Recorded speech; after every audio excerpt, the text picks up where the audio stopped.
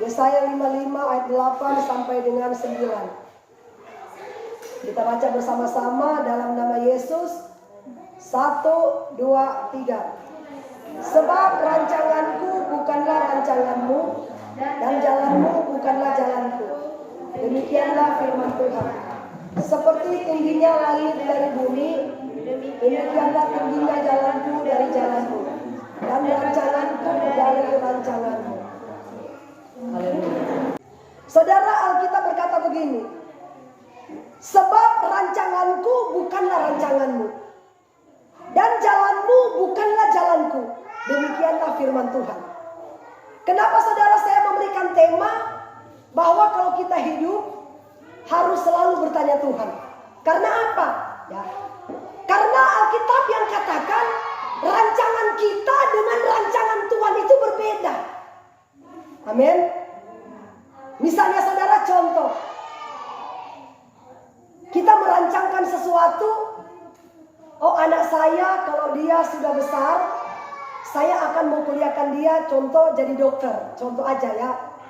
Nah saudara, setelah dia besar, betul memang dia kuliah jadi dokter. Tapi ternyata setelah kita sudah mengeluarkan uang dia kuliah jadi dokter, ternyata saudara dia beralih profesi jadi pendeta. Karena banyak dokter-dokter sekarang jadi pendeta. Nah sekarang timbul pertanyaan, ada nggak ketika kita menyekolahkan anak, ada nggak kita bertanya Tuhan? Amin. Tuhan, kalau Engkau berkenan, kalau anakku sudah besar nanti, aku ingin kuliahkan dia jadi dokter.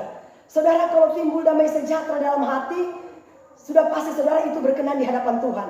Karena Alkitab yang katakan, ya, di mana ada kebenaran, di situ tumbuh damai sejahtera. Amin. Saudara, saya mau kasih contoh yang lain. Ketika terjadi peristiwa tsunami, ya, di Aceh bahkan di Palu dan di tempat-tempat lain ada gempa, ya.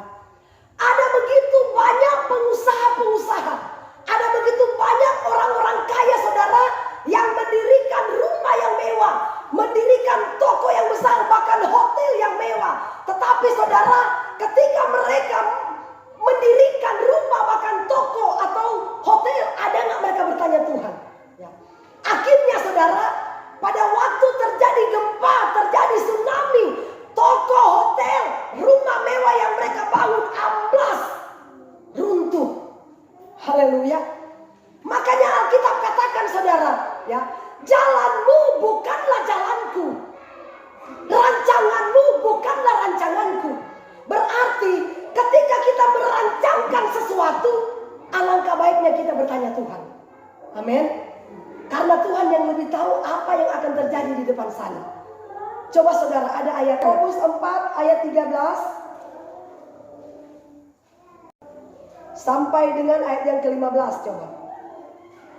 Yakobus 4 ayat yang ke-13 sampai yang ke-15. Demikian firman Tuhan. Jadi sekarang, hai kamu yang berkata, hari ini atau besok kami berangkat ke kota Anu, dan di sana kami akan tinggal setahun dan berdagang serta mendapat untung. Sedang kamu tidak tahu apa yang akan terjadi besok. Apakah arti hidupmu? Hidupmu itu sama seperti uap yang sebentar saja kelihatan lalu lenyap. Sebenarnya kamu harus berkata, jika Tuhan mengkehendakinya, kami akan hidup dan berbuat ini dan itu. Ya. Jadi ini Alkitab jelas berkata saudara, ya, jikalau engkau mau pindah ke kota misalnya A, ya, alangkah baiknya kita harus bertanya Tuhan. Tuhan, jikalau engkau menghendakinya.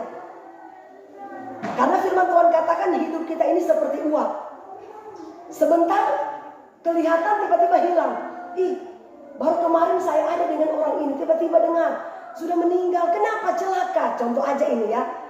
Makanya Alkitab katakan saudara, jalan kita dengan jalan Tuhan itu berbeda.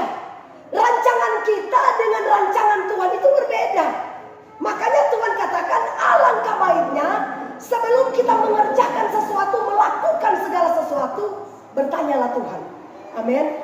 Saya percaya saudara, kalau kita melibatkan Tuhan di dalam perencanaan kita, saya percaya apapun yang kita kerjakan pasti akan dibuat berhasil oleh Tuhan. Amin. Tuhan Yesus berkati kita semua. Shalom.